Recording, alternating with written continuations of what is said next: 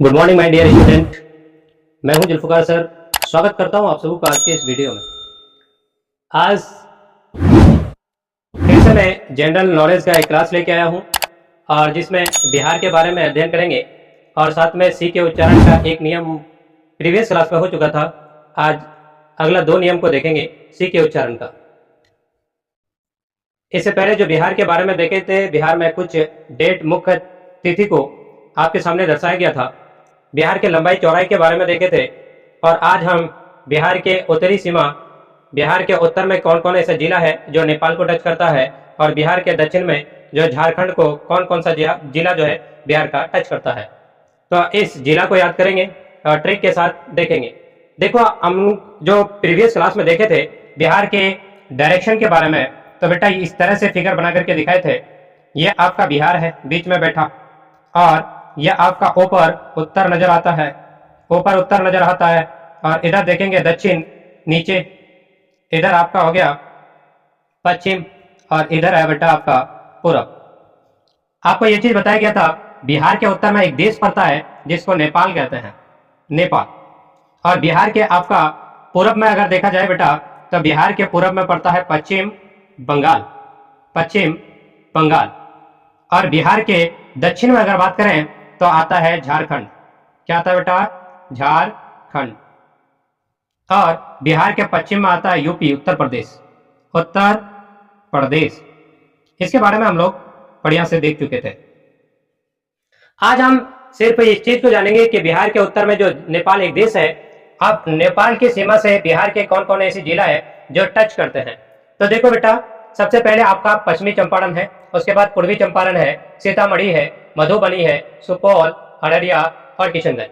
ये 7 ऐसे जिले, कितने ऐसे जिले हैं? 7 ऐसे जिले हैं जो नेपाल के बॉर्डर लाइन को टच करता है।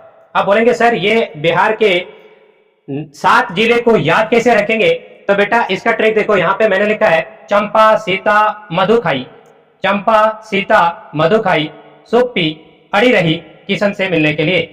चंपा पश्चिमी चंपारण, चंपा पूर्वी चंपारण, चंपा सीता सीतामढ़ी, सीता से सीतामढ़ी, मधुखाई मधु मधुबनी, मधुपी है ना, नहीं मधुखाई सुप्पी, सुप से हो जाएगा सुपौल, अड़ी रही अररिया और किशन से मिलने के लिए तो किशनगंज। ऐसे ट्रिक आपके सामने है, यहाँ पे इसके माध्यम से आप याद रख लेंगे। बिहार के 7 ऐसे जिले हैं जो नेपाल के बॉर्डर लाइन को टच करते हैं। उसके लिए ट्रिक ये है कि चंपा सीता मधुखाई सुप्पी अड़ी रही किशन से मिलने के लिए। अब देखिए बेटा, बिहार के दक्षिण में आपका कौन सा राज्य पड़ता है? तो बोलेंगे झारखंड। झारखंड का राजधानी, तो बोलेंगे झारखंड का राजधानी है रांची। अब देखो, बिहार के दक्षिण में झारखंड से सटे सभी बिहार के जिलों का नाम देखेंगे तो यहाँ पे इस जिले में कैमूर, रोहतास, औरंगाबाद, गया, नवादा, जमुई, भागलपुर, कटिहार। आप बोलेंगे सर इसको कैसे याद रखा जाए? इसका भी ट्रिक देखिए बेटा आपके सामने है। तब बोलेंगे दीक्षा, बस में दीक्षा नाम की एक लड़की है, लड़की का नाम क्या है? दीक्षा। दीक्षा नाम की लड़की बस में बैठी है और वो कै कर दी है, क्योंकि इससे पहले बस का यात्रा नहीं की होगी, इसी वजह से वो क्या की है? कै की है। तो कै की है तो अगल बगल में जो आदमी बैठे हुए वो लोग उसको टॉर्चर कर रहे हैं। क्या कर दी तुम? गंदा कर दी पूरा। तो वो उस कंडीशन में रोना शुरू कर दी, तो वो रोई। वो क्या की? रोई। तो सबसे पहले बस में बैठ के क्या की? वो क्या की? तो कैसे? कैमूर। अब क्या कर रही है? आगे पीछे वाले उसको टॉर्चर कर रहे हैं तो वो रो रही है, तो रोहतास। अब देखो, अब उस कंडीशन में बोलता है ओ रंगा गया ना, ओ रंगा गया ना, ओ रंगा, औरंगा गया ना, तो औरंगाबाद, औरंगा गया औरंगाबाद। अरे गया ना, औरंगा गया, गया से गया, ना से नवादा, औरंगा गया ना। क्या पूरे बस रंगा गया? क्योंकि बाहर से वोमिटिंग किया है। क्या किया है? तो बाहर के इर्द गिर्द सब तरफ मतलब बस जो है गंदा दिख रहा है, तो रंग गया है, इस तरह से पीला पीला हो गया है वोमिटिंग से, तो इसी वजह से बोल रहा है और रंगा गया ना। भाई अब ये पता कब चला? क्योंकि बाहर करता है, कह तो बाहर किया जाता है, तो जब पता तब चला जब बस जो है जाम में जाकर के फंसी हुई थी। तो जाम में फंसी हुई थी तो यात्रियों ने सोचा कि थोड़ा सा उतर करके पता कर लेते हैं। जो ही बस से उतरा जाम में तो पता चला कि अरे यार बस में तो इस तरह से खराब कंडीशन करके छोड़ दी है। तो वहां पे जाम में फंसी जमुई, जाम में फंसी जमुई। तो अब लोग क्या करेंगे? सब आदमी अपने फ्रेंड सर्किल में बोले अरे इस बस को छोड़ो, भागो यहाँ से, भागो यहाँ से, गंदगी फैल चुका है। तो बोलेंगे भागो भागलपुर, भागो भागलपुर। नहीं भागोगे तो काटता हुआ निकलेगा, काटता हुआ निकलेगा कटिहार। तो ये इससे हो जाएगा। यानी बिहार के 8 ऐसे जिले हैं जो झारखंड के बॉर्डर लाइन को टच करते हैं। कैमूर, रोहतास, औरंगाबाद, गया, नवादा, जमुई, भागलपुर, कटिहार। यह आपका 2 ट्रिक आपको उत्तरी सीमा और दक्षिणी सीमा के बारे में बिहार का बताया गया। अब देखो बेटा, यहां से प्रश्न पूछता है बिहार से पश्चिम जिला, यानी बिहार के सबसे पश्चिम जिला, बिहार के सबसे पश्चिमी जिला, बिहार के सबसे पश्चिमी जिला बेटा कैमूर, कैमूर। बिहार के सबसे पूर्वी जिला, बिहार के सबसे पूर्वी जिला यह आपका किशनगंज। बिहार के सबसे पूर्वी जिला देखे सबसे पूर्व में है, सबसे पूर्वी जिला, सबसे पूर्वी जिला कौन है? किशनगंज। और बिहार के सबसे पश्चिम में देखेंगे ये भाई साहब है सबसे पश्चिम में। देखो इससे ज्यादा कोई पश्चिम में नहीं है, यहीं तक रहता, ये यहां तक आ गया सबसे पश्चिम में, तो पश्चिम में कैमूर।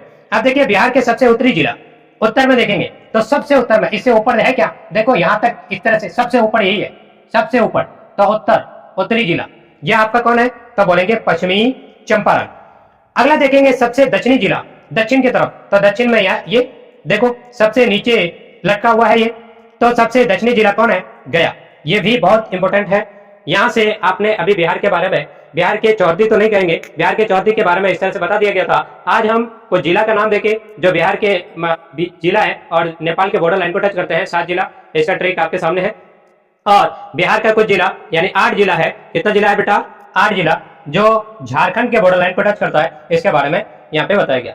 अब देखते हैं बेटा सी के उच्चारण के बारे में। सी का पहला उच्चारण जो बताया गया था कि सी के तुरंत बाद अगर EIY आता है, सी के तुरंत बाद EIY आता है, पहला नियम था, तो उस समय सी को 100 पर आ जाता है। लेकिन आज जो देखेंगे सी को क कब पढ़ते हैं, तो यदि सी के तुरंत बाद, दूसरा नियम है बेटा, सी के तुरंत बाद अगर क्या आता है, पहला कंडीशन A O U या कोई भी कॉन्सोनेंट तो जानते ही है, B C D F G H, इस तरह से आपका कॉन्सोनेंट है, 21 मिलेंगे आपको इस तरह से।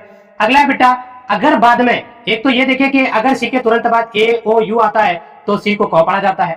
अगर सी के तुरंत बाद कोई भी कॉन्सोनेंट आता है तो व्यंजन वर्ण कॉन्सोनेंट जिसको बोलते हैं, तो उस समय भी सी को क पढ़ा जाता है। अगर सी के तुरंत बाद कुछ भी नहीं आता है तो भी सी को क पढ़ा जाता है। यहाँ पे लिखे ऊपर तीनों कंडीशन में सी को क पढ़ा जाएगा।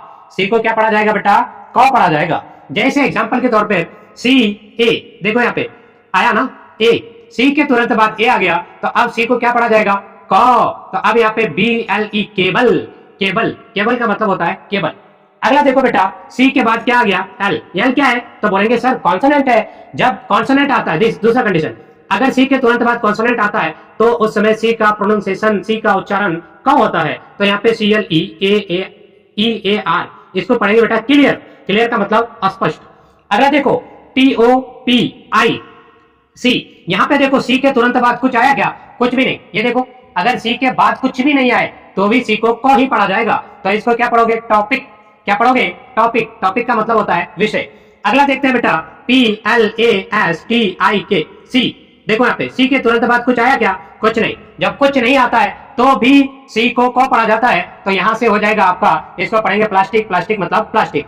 अब अगला देखिए सी का तीसरा उच्चारण। सी का तीसरा उच्चारण में देखेंगे तो सी का उच्चारण कभी तालिब 100 होता है, बड़ी 100।